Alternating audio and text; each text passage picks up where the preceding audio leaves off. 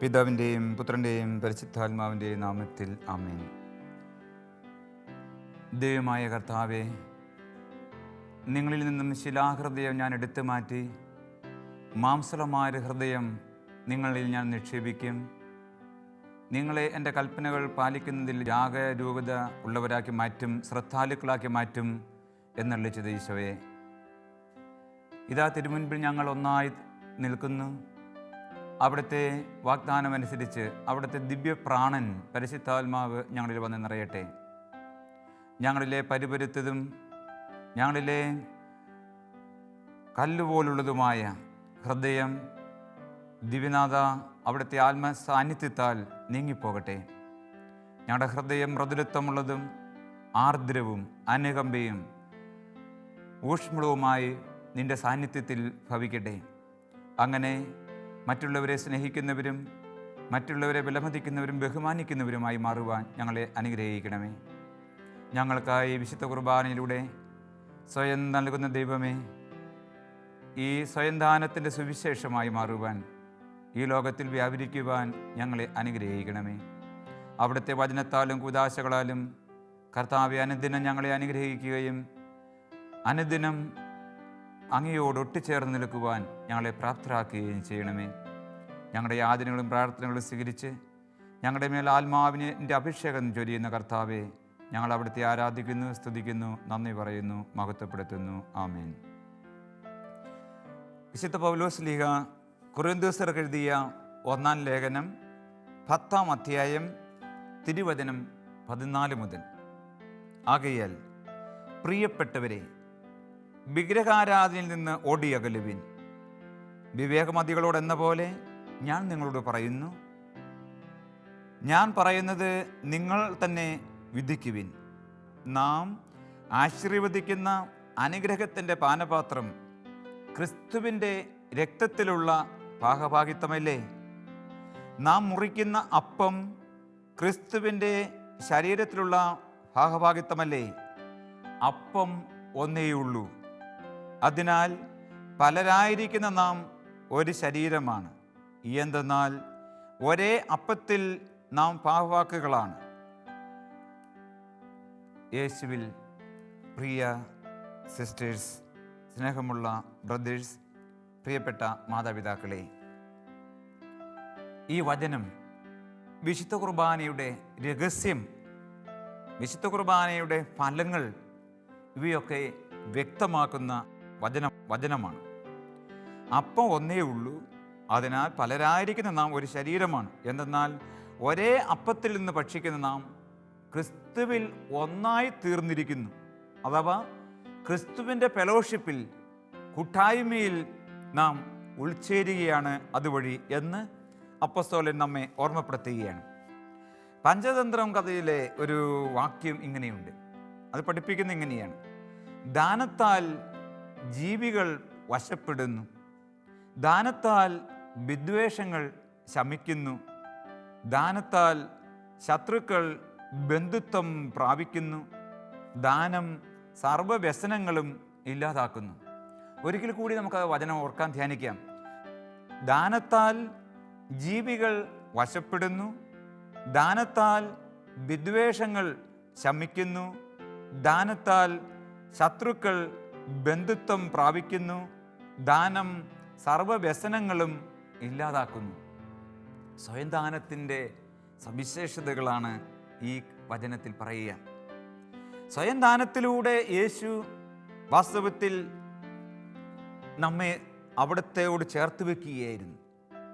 യേശുവിൻ്റെ സ്വയം ദാനത്തിൻ്റെ പൂർണ്ണത നമ്മൾ അനുഭവിക്കുന്നത് പരിശുദ്ധ കുർബാന സ്വീകരണ സമയമാണ്. യൂക്രിസ്റ്റിക് കമ്മ്യൂണിയൻ, പരിശുദ്ധ കുർബാനയുടെ അവസാന ഭാഗം അതാണ്. യൂക്രിസ്റ്റിക് കമ്മ്യൂണിയനാണ്. അതിലൂടെ എന്താ സംഭവിക്കുന്നത് എന്ന് ചോദിച്ചു കഴിഞ്ഞാൽ വ്യക്തമാക്കാൻ നമുക്ക് വേണമെങ്കിൽ പറയാം, യേശുവിനോട് നാം ഒന്നാകുന്നു, യേശുവിൽ നാം ഐക്യം പ്രാപിക്കുന്നു, യേശുവിൻ്റെ സ്നേഹത്തിൽ നാം വളരുന്നു, യേശുവിൻ്റെ മുക്തിയും സ്വാതന്ത്ര്യവും രക്ഷയും കൃപാവരങ്ങളും നമ്മുടെ ഹൃദയത്തിൽ നിറയുന്നു. നാം സർവ്വവിധേനയും യേശുവിൻ്റെ സ്വന്തമായി മാറുകയും ചെയ്യും. പിതാക്കന്മാരുടെ പ്രബോധനത്തിൽ നാം ശ്രദ്ധിച്ചു കഴിഞ്ഞാൽ കാണാൻ പറ്റും, പരിശുദ്ധ കുർബാന സ്വീകരണത്തിലൂടെ എന്തെല്ലാം സംഭവിക്കുന്നു എന്ന് ചോദിച്ചാൽ, വിശുദ്ധ അഗസ്തീനോസ് പറയും, നമ്മൾ ക്രിസ്തുവിൻ്റെ ആ ശ്രേഷ്ഠമായ ജീവിതത്തിലേക്ക് പ്രവേശിക്കുന്നു. Eucharistic communion leads us to the excellent life of Christ. യേശുക്രിസ്തു ലോകത്തിലേക്ക് വന്നത് നമുക്ക് ഈ എക്സലൻ്റ് ലൈഫ്, ഉദാത്തവും ഉയർന്നതും ശ്രേഷ്ഠവുമായ ഒരു ജീവിതം ദാനം ചെയ്യുവാൻ വേണ്ടിയിട്ടായിരുന്നു. അതിനുവേണ്ടി യേശു സ്വയം വിരുന്നൊരുക്കി, സ്വയം വിരുന്നായി. യേശു അങ്ങനെ അതിഥി സൽക്കാരം നടത്തുന്ന ഒരു ദൈവമായി, ഒരു നിത്യപുരോഹിതനായി മാറുന്ന രംഗമാണ് നാം സെഹിയോൻ ഉട്ടിശാലയിൽ കാണുന്നത്. യേശു ഈ അതിഥി സൽക്കാരം അതിൻ്റെ പൂർണ്ണതയിൽ നടത്തുക ഗാഗുൽത്താ മലയിലാണ്. അതിൻ്റെ പൂർണ്ണത മുഴുവൻ മുറ്റി നിൽക്കുന്ന കുർബാനയിലാണ്. Praise the Lord, hallelujah. യേശുവേ നന്ദി, യേശുവേ സ്തുതി, യേശുവേ മഹത്വം. കർത്താവായ ക്രിസ്തു നമുക്കൊരുക്കുന്ന വിരുന്നാണ്, ബലിവിരുന്നാണ് പരിശുദ്ധ കുർബാന. ഈ വിരുന്നിനെക്കുറിച്ച് സഭാപിതാക്കന്മാർ പറയുമ്പോൾ പറയും, അത് സൂപ്പർ സബ്സ്റ്റാൻഷ്യൽ ഫുഡാണ്. എന്ന് വെച്ച് കഴിഞ്ഞാൽ ഏറ്റവും മഹോന്നതമായ വിരുന്നാണ് ക്രിസ്തു നമുക്കായി ഒരുക്കുന്നത്. അത് മാലാഖമാരുടെ വിരുന്നാണ്. അത് ദൈവം നമുക്ക് ഒരുക്കുന്ന ബലിവിരുന്നാണ്. അത് സാധാരണ വിരുന്നല്ല, ബലിവിരുന്നാണ്. അവിടെ മുറിക്കുന്നതും ചിന്തുന്നതും ക്രിസ്തു തന്നെയാണ്. ക്രിസ്തുവാണ് ഏറ്റവും പരമോന്നതമായ ജീവൻ്റെ ഉറവിടം, ഉടമ. അപ്പോൾ തന്നെ തന്നെ മുറിച്ചുകൊണ്ട്, തന്നെ തന്നെ ചിന്തിക്കൊണ്ട്, തൻ്റെ തന്നെ രക്തം ചിന്തിക്കൊണ്ട് തന്നെ തന്നെ നമുക്കായി നൽകുമ്പോൾ യേശു ചെയ്യുന്നത് ഈ ശ്രേഷ്ഠ ജീവിതത്തിൻ്റെ ഉദാത്ത പാപങ്ങളിലേക്ക് നമ്മുടെ ആത്മാക്കളെ നയിക്കുകയാണ്. Leads us to excellent life. ക്രിസ്തു യോഹന്നാന്റെ സുവിശേഷം 14:6 പറയും, ഞാനാകുന്നു വഴിയും സത്യവും ജീവനും. യോഹന്നാന്റെ സുവിശേഷം 10-ാം അധ്യായത്തിൽ 10 മുതലുള്ള വചനത്തിൽ ഈശോ പറയും, ഞാൻ വന്നിരിക്കുന്നത് ആടുകൾക്ക് ജീവൻ പകരുവാൻ വേണ്ടിയിട്ടാണ്. ഞാൻ വന്നിരിക്കുന്നത് നിങ്ങൾക്ക് ജീവനുണ്ടാകുവാനും അത് സമർത്ഥമായി ഉണ്ടാകുവാനും വേണ്ടിയിട്ടാണ്. അപ്പോൾ ക്രിസ്തു ജീവൻ്റെ ഉറവയാണ്, സമർത്ഥമായ ജീവൻ്റെ ഉറവയാണ്. വീണ്ടും യോഹന്നാന്റെ സുവിശേഷം 6-ാം അധ്യായം 48 മുതൽ 58 വരെയുള്ള വചനത്തിൽ ഈശോ പലവട്ടം ആവർത്തിച്ച് പറയും, ഞാൻ വന്നിരിക്കുന്നത് നിങ്ങൾക്ക് നിത്യജീവൻ നൽകുവാൻ വേണ്ടിയിട്ടാണ്. ആ നിത്യജീവൻ നിങ്ങൾ സ്വന്തമാക്കുവാൻ ഈ അപ്പം ഭക്ഷിക്കണം, ഈ പാത്രത്തിൽ നിന്ന് കുടിക്കണം. അതായത് എന്നെ ഭക്ഷിക്കണം, എന്നെ പാനം ചെയ്യണം. ഞാനാണ് നിത്യജീവൻ, ഞാനാണ് ജീവൻ, ഞാനാണ് സമർത്ഥമായ ജീവൻ, ഞാനാണ് നിത്യജീവൻ. ഇതാണ് യോഹന്നാന്റെ സുവിശേഷം 6-ഉം 10-ഉം അധ്യായങ്ങളിലൂടെ അവിടെ നിന്ന് വെളിപ്പെടുത്തുന്നത്. Price the Lord, hallelujah. യേശുവേ നന്ദി, യേശുവേ സ്തുതി. പ്രിയപ്പെട്ട സഹോദരങ്ങളെ, യോഹന്നാന്റെ സുവിശേഷം 6-ാം അധ്യായത്തിൽ, യോഹന്നാന്റെ സുവിശേഷം 10-ാം അധ്യായത്തിൽ, യോഹന്നാന്റെ സുവിശേഷം 14-ാം അധ്യായത്തിൽ ഈശോ ഈ ജീവന്റെ രഹസ്യമാണ് ചുരുക്കത്തിൽ പ്രതിപാദിക്കുന്നത്. ആ ജീവന്റെ രഹസ്യം എന്ന് പറയുമ്പോൾ അതിൻ്റെ യേശുവിൻ്റെ നൽകുന്ന ജീവന്റെ സവിശേഷത എന്ന് പറയുന്നത് അത് എക്സലൻ്റ് ലൈഫാണ്. ഇത് വ്യക്തമാക്കാൻ വേണ്ടി അഗസ്തീനോസ് പുണ്യാളൻ പറയും, the sacrifice of Christ is the excellent sacrifice. ക്രിസ്തുവിൻ്റെ ബലിയാണ് ഏറ്റവും പരമോന്നതവും ഏറ്റവും ശ്രേഷ്ഠമായ ബലി. ആ ബലിയിലൂടെ യേശു നൽകുന്ന ജീവനാണ് ഏറ്റവും പരമോന്നതമായ ശ്രേഷ്ഠമായ ജീവൻ. അപ്പോൾ ക്രിസ്തുവിൻ്റെ ജീവനിൽ നാം പരിശുദ്ധ കുർബാന സ്വീകരിക്കുന്നതിലൂടെ ഭാഗഭാഗിത്വം നേടുകയാണ്. മാത്രമല്ല അതിലൂടെ എന്ത് സംഭവിക്കുന്നു എന്നാണ് പൗലോസിലെ പറയുക, നമ്മൾ ഒന്നായിത്തീരുന്നു, ക്രിസ്തുവിനോട് ഒന്നായിത്തീരുന്നു. മാത്രമല്ല ക്രിസ്തുവിൻ്റെ ഭൗതിക ശരീരത്തിലെ അംഗങ്ങൾ, അതായത് സഭയിലെ ഓരോ അംഗത്തോടും ഒന്നായിത്തീരുന്നു. ത്രിത്വൈക ദൈവത്തോട് ഒന്നായിത്തീരുന്നു, സ്വർഗത്തോട് ഒന്നായിത്തീരുന്നു. അങ്ങനെ ഭൂസ്വർഗങ്ങളുമായിട്ടുള്ള ഒരു വലിയ കൂട്ടായ്മയിലേക്ക് ഈ ബലിവിരുന്ന് നാം സ്വീകരിക്കുന്നതിലൂടെ നാം പ്രവേശിക്കുകയാണ് ചെയ്യുന്നത്.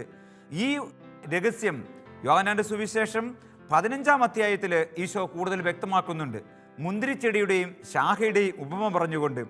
അപ്പോൾ ഞാനാണ് തായ്തണ്ട്, നിങ്ങൾ ശാഖകളാണ്. ക്രിസ്തുവിൻ്റെ ശാഖകളായി നാം തീരുന്നതും ശാഖകളായി നാം വളരുന്നതും ആ ശാഖകളിൽ നിറയെ ഫലം പുറപ്പെടുവിക്കാൻ നമുക്ക് സാധിക്കുന്നതും പരിശുദ്ധ കുർബാന സ്വീകരിക്കുന്നതിലൂടെയാണ്. യൂക്കറിസ്റ്റിക് കമ്മ്യൂണിയൻ, ഈ പരിശുദ്ധ കുർബാന സ്വീകരിച്ച് നാം ഇങ്ങനെ ആയിത്തീരുന്നത് സമൂഹത്തിൽ ക്രിസ്തുവിൻ്റെ കൂട്ടായ്മയുടെ സുവിശേഷമാകുവാൻ വേണ്ടിയിട്ടാണ്. ക്രിസ്തുവിൻ്റെ ഐക്യത്തിൻ്റെ സുവിശേഷമാകുവാൻ വേണ്ടിയിട്ട്, ക്രിസ്തുവിൻ്റെ ജീവൻ്റെ സുവിശേഷമാകാൻ വേണ്ടിയിട്ട്, മറ്റുള്ളവരെ വളർത്തുകയും വലുതാക്കുകയും ചെയ്യുന്ന ജീവൻ്റെ ഉടമകളാക്കി മാറ്റുവാൻ വേണ്ടിയിട്ട്. ഈ സമയത്ത് ഞാൻ ഓർക്കുക, ആൾട്രിൻ എന്ന് പറയുന്ന ഒരു മനുഷ്യൻ എഴുതിയ ഒരു കത്തിൻ്റെ കാര്യമാണ്.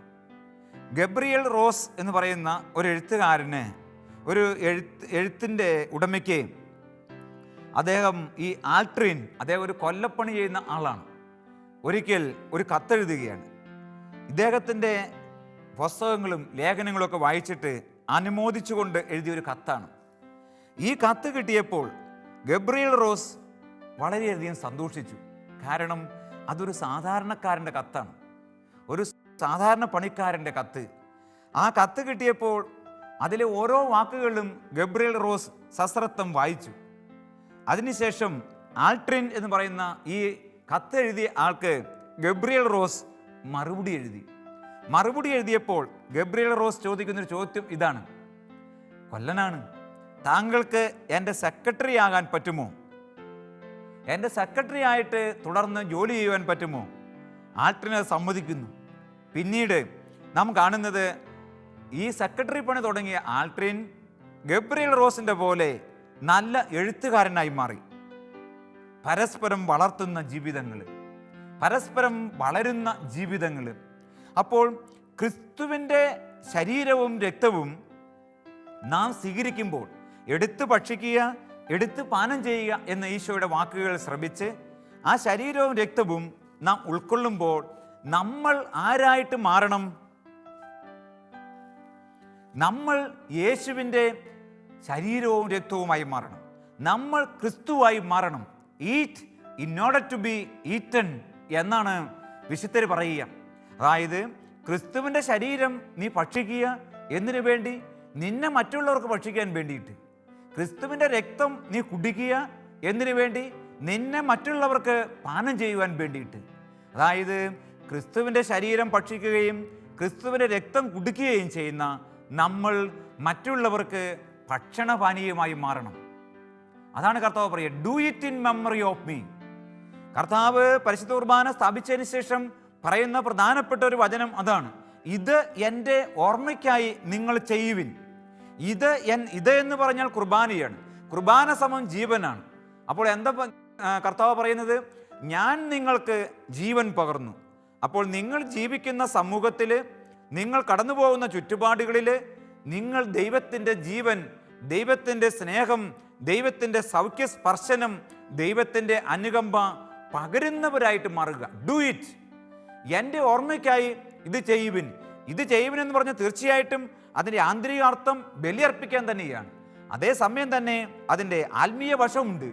യേശു ലോകത്തിലേക്ക് വന്നിട്ട് ചെയ്തത് എന്തെന്ന് ചോദിച്ചാൽ, ഇത് ചെയ്യാൻ എന്ന് ഈശോ പറഞ്ഞാൽ, ഈശോ ചെയ്തതെല്ലാം ചെയ്യാൻ അതിൻ്റെ അർത്ഥം. ഈശോ ചെയ്തതിൻ്റെ മുഴുവൻ സമാഹാരമാണ് പരിശുദ്ധ കുർബാന. ഈശോ ചെയ്തത് എന്താ?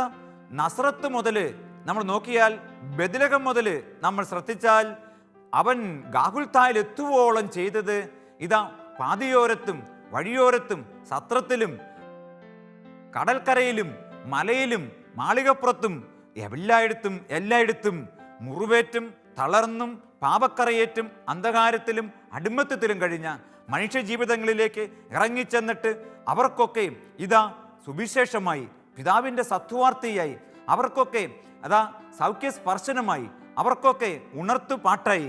ഈശോ നമ്മോട് പറയുകയാണ്, പ്രിയപ്പെട്ട സഹോദരങ്ങളെ, നിങ്ങളും ഇതുപോലെ ചെയ്യുവിൻ. അപ്പോൾ സമൂഹത്തിൽ നാം ജീവിക്കുന്ന ചുറ്റുപാടുകളിൽ വിശുദ്ധ കുർബാന സ്വീകരിക്കുന്ന ഓരോ വ്യക്തിയുടെയും കടമയാണ് എന്ത്? അവർക്ക് ജീവൻ പകരുക എന്നുള്ളത്, ചുറ്റുപാടുകളിലേക്ക് ഇറങ്ങിച്ചെന്ന് ജീവൻ പകരുക എന്നുള്ളത്.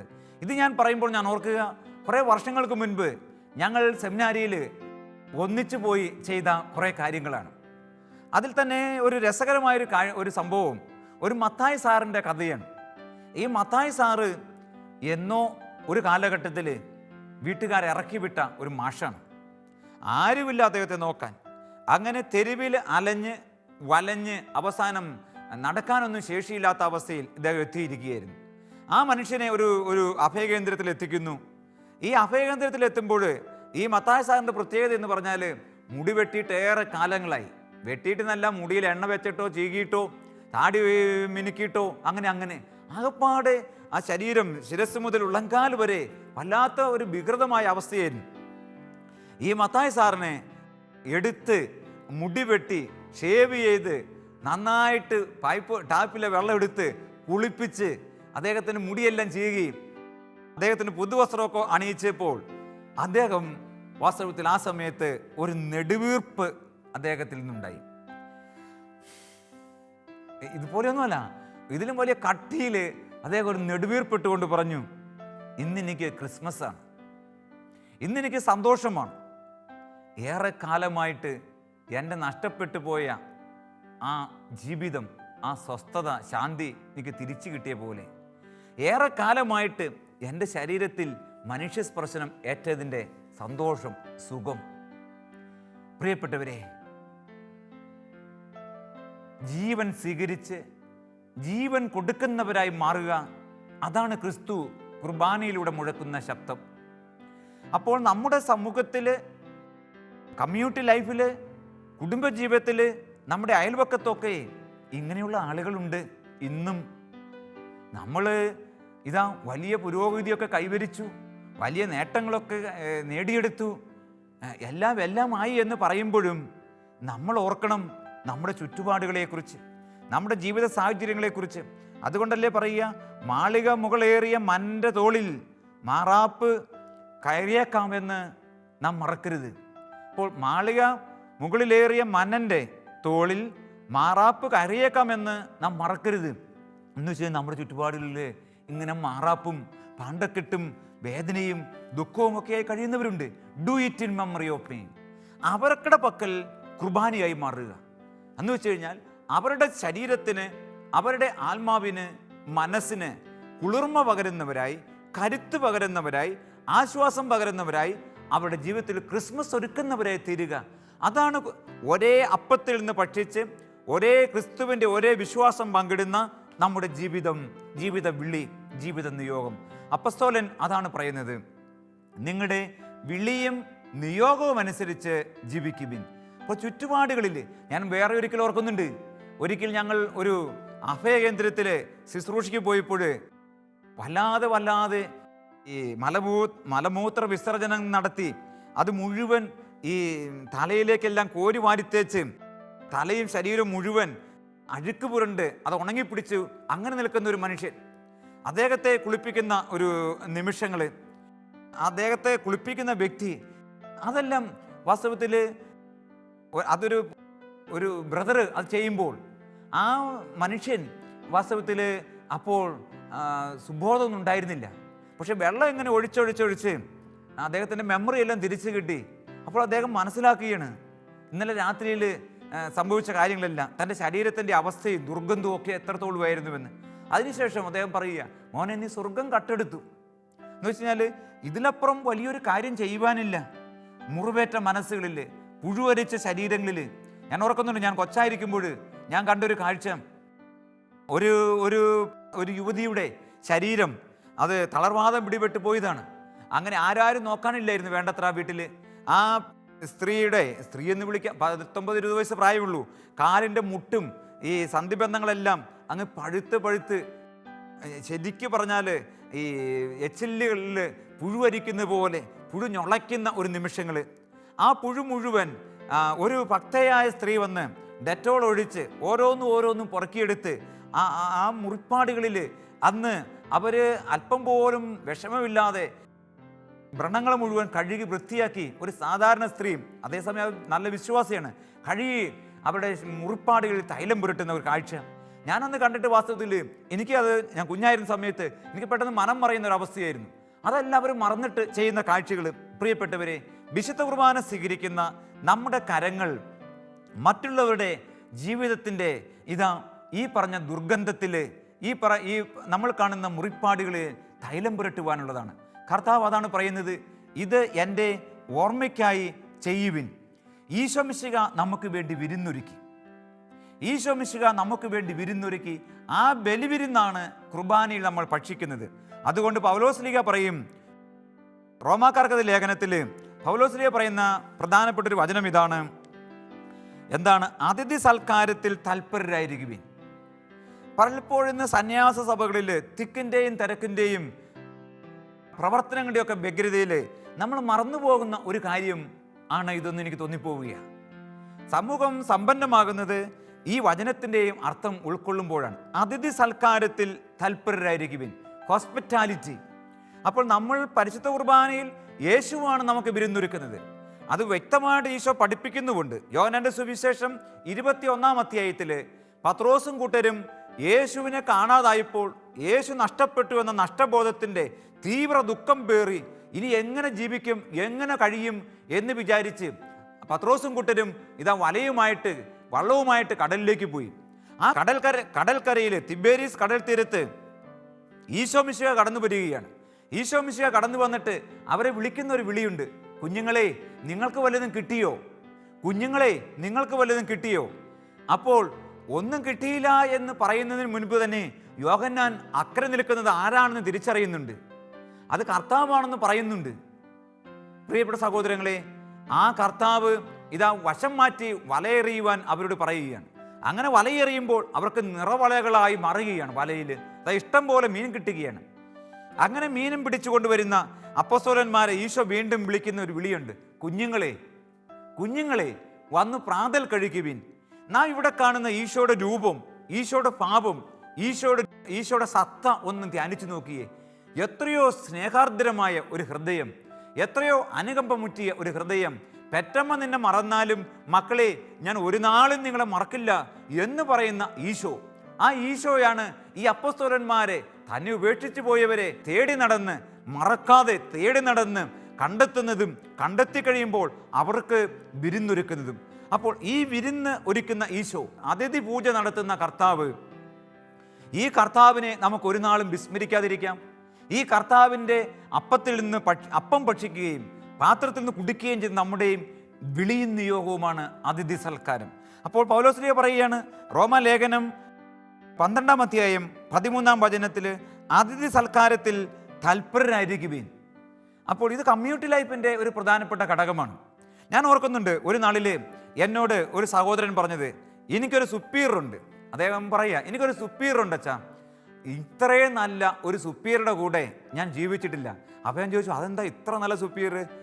ഈ അച്ഛനാണ്, ഈ കൊച്ചച്ഛനാണ്. ലോകം മുഴുവൻ നടന്ന് ക്ലാസ് എടുക്കുകയും പ്രസംഗിക്കുകയും ശുശ്രൂഷ നടത്തുകയൊക്കെ ചെയ്യുന്ന അച്ഛനാണ്. സുപ്പീരിയർ ആണെങ്കിൽ കുറേ പ്രായം ചെന്നതാണ്.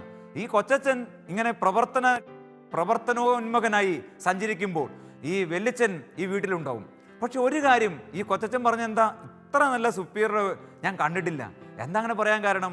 ഈ കൊച്ചച്ഛന് എതിലെല്ലാം പോയിട്ട് നട്ടപ്പാതിരാക്കി വന്നാലും വെളുപ്പാൻ കാലത്ത് വന്നാലും അദ്ദേഹത്തിൻ്റെ ബൈക്കിൻ്റെ സ്വരം കേൾക്കുമ്പോൾ ഈ സുപ്പീരിയർ എഴുന്നേൽക്കുമെന്ന് മാത്രമല്ല, ഒരമ്മ തൻ്റെ മകനെ എങ്ങനെ കാത്തിരുന്ന് കതക് തുറന്ന് കൊടുത്ത് അടുക്കളയിൽ കൊണ്ടുപോയി ഭക്ഷണം വിളമ്പി കൊടുക്കുമോ, അപ്രകാരമൊക്കെ ഈ സുപ്പീരിയർ അച്ഛൻ ഈ കൊച്ചച്ഛനോട് ചെയ്യും. അച്ഛനെ കൂട്ടിക്കൊണ്ടുപോകും, ഊട്ടുമേശയിലേക്ക് കൊണ്ടുപോകും. അവിടെ എല്ലാം മൂടി വെച്ചിട്ടുണ്ടാവും. അതെല്ലാം എടുത്ത് ഓരോന്ന് വിളമ്പി കൊടുക്കുമെന്ന് മാത്രമല്ല, ഭക്ഷണം കഴിയോളം അടുത്തിരിക്കുമെന്ന് മാത്രമല്ല, അടുത്തിരിക്കുന്ന സമയം മുഴുവനും അന്ന് കൊച്ചച്ഛൻ ചെയ്ത കാര്യങ്ങളെക്കുറിച്ചൊക്കെ അന്വേഷിക്കും, ചോദിക്കും. എന്നിട്ട് അതിൽ സന്തോഷിച്ച് രണ്ടുപേരും കൂടി കിടക്കാൻ പോകുമ്പോൾ ചിലപ്പോൾ ഈ സുപ്പീരിയർ ഒരു കാര്യം കൂടി പറയും.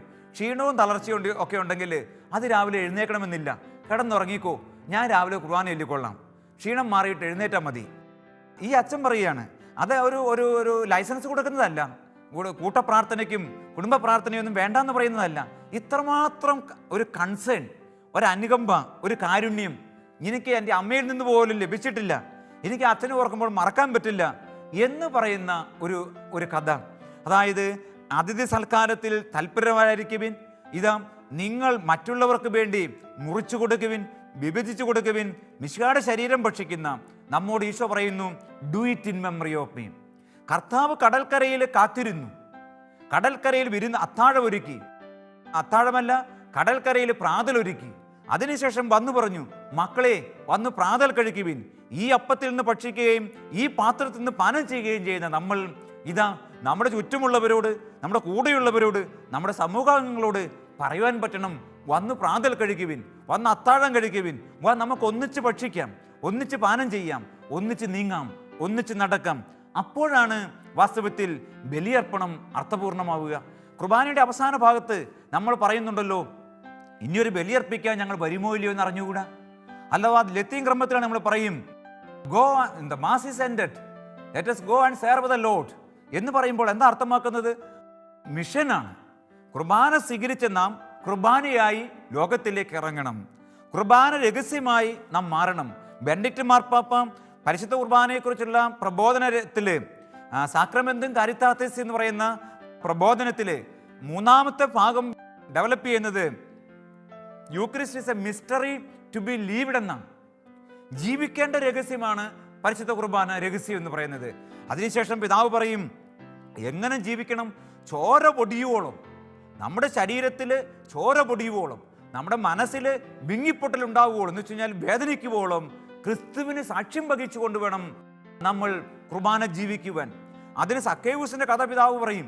സക്കേവൂസ് 1/4 ഇരട്ടിയായിട്ട് കുർബാനയിലെ ക്രിസ്തുവിനെ കുടുംബത്തിലും ജീവിതത്തിലും സ്വീകരിച്ച സക്കേവൂസ്. ലൂക്കാ സുവിശേഷം 19:1-10.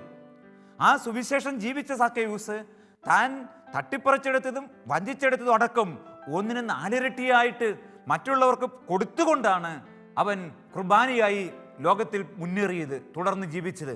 അതുകൊണ്ട് പിതാവ് പറയുകയാണ്, ഇതാണ് നമ്മുടെ മുൻപിലെ മാതൃകകൾ.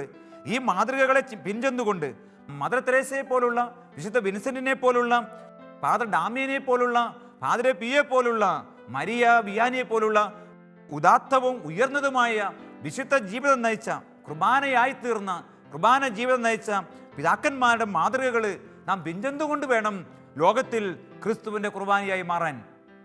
പ്രിയപ്പെട്ട സഹോദരി സഹോദരന്മാരെ, കർത്താവായ ക്രിസ്തു നമ്മെ വിളിക്കുന്നത് ഈ വലിയ ദൗത്യത്തിലേക്കാണ്. മറ്റുള്ളവരുടെ ഹൃദയത്തിൽ പ്രത്യാശയുടെ കിരണങ്ങൾ പകരുക, മറ്റുള്ളവരുടെ ഹൃദയത്തിൽ ആശ്വാസത്തിൻ്റെ തൈലം പുരട്ടുക. യെരമ്യ പറയുന്നുണ്ടല്ലോ, എൻ്റെ ഹൃദയം പിതാവേ വ്രണതമായിരിക്കുന്നു, മുറിവേറ്റിരിക്കുന്നു. ആ സ്വർഗീയ പിതാവ് ഈ വ്രണതമായ ഹൃദയത്തെ, മുറിവേറ്റ ഹൃദയത്തെ സൗഖ്യപ്പെടുത്തി. ഹോശേയ പ്രവചനം 6-ാം അധ്യായത്തിൽ പറയുന്നതാണ്, ഞാൻ മുറിവേൽപ്പിക്കും, ഞാൻ തന്നെ സൗഖ്യപ്പെടുത്തും, ഞാൻ പ്രകരമേൽപ്പിക്കും, ഞാൻ തന്നെ വെച്ച് കെട്ടും. എൻ്റെ ആഗമനം പ്രഭാതം പോലെ, പ്രഭാത സൂര്യൻ്റെ ഉദയം പോലെ ഒക്കെ സുനിശ്ചിതമാണ്. ആകാശത്തുനിന്ന് വീഴുന്ന മഴത്തുള്ളി പോലെ എൻ്റെ കടന്നുവരവ് ഉറപ്പാണ്. അങ്ങനെ കടന്നു വന്ന് മുറിപ്പാടുകളിൽ തൈലം പുരട്ടുന്ന ക്രിസ്തുവിനെയാണ് വിശുദ്ധ കുർബാനയിലൂടെ നാം സ്വീകരിക്കുന്നത്. ആ ക്രിസ്തുവാണ് നമ്മോട് പറയുന്നത്, നിങ്ങളും പോയി ഇതുപോലെ ചെയ്യുക, ഇത് എൻ്റെ ഓർമ്മയ്ക്കായി ചെയ്യുക. ജീവൻ പകരുക, സമർത്ഥമായ ജീവൻ പകരുക, നിത്യമായ ജീവൻ പകരുക. അതാണ് ക്രിസ്തു കുർബാനയിലൂടെ നമുക്ക് വേണ്ടി ചെയ്തത്. അത് അനുവർത്തിക്കുവാനും അനുകരിക്കുവാനും ക്രിസ്തുനാഥൻ നമ്മെ വിളിക്കുന്നു. ക്രിസ്തു നമ്മെ പ്രേരിപ്പിക്കുന്നു. അവിടുത്തെ ആത്മാവിനാൽ അതിനായി അവിടുന്ന് നമ്മെ അഭിഷേകം ചെയ്തിരിക്കുന്നു. ദൈവമേ, അപ്പസ്തോലനോട് അങ്ങ് അരുളി ചെയ്തുവല്ലോ, നിങ്ങളുടെ വിളിയും നിയോഗവും അനുസരിച്ച് ജീവിക്കുവാൻ. ഈശോനാഥ, വിശുദ്ധ കുർബാനയുടെ ആധ്യാത്മികത ഞങ്ങളുടെ കുടുംബത്തിലും ഇടവകകളിലും സന്യാസ ഭവനങ്ങളിലും അന്യൂനം പിന്തുടരുവാൻ ഞങ്ങളെ നീ പ്രാപ്തരാക്കണമേ. മുറിച്ച് നൽകുവാനും വിഭജിച്ച് നൽകുവാനും, മുറിച്ച് ചിന്തുവാനും, ഹൃദയം പിളർന്ന് രക്തം കൊടുത്ത് രക്തം പൊടിയുവോളം നിനക്ക് വേണ്ടി നിന്റെ സാക്ഷികളായി ജീവിക്കുവാനും ഞങ്ങളെ അനുഗ്രഹിക്കണമേ.